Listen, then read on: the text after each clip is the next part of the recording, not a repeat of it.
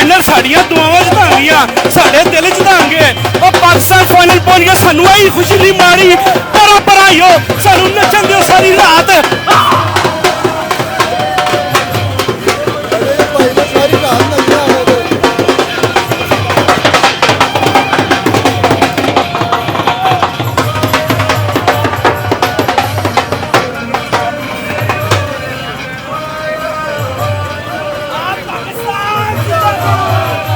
भाई अब आप ये बताएंगे फाइनल पाकिस्तान जीतेगा? पाकिस्तान फाइनल ना जितया हो ही नहीं सकता और पाकिस्तान आई दुनिया में जितन वास्ते है और पाकिस्तान पाकिस्तान तो आपने मैच देखा? नहीं मैंने मैच नहीं देखा, मैंने आपको देखा, मैं आपकी तस्वीर लेने आ गया। आप ये क्रिकेट के बारे में तो बताएं पहले। क्रिकेट का शौक नहीं है? मल्ली भाई का शौक है।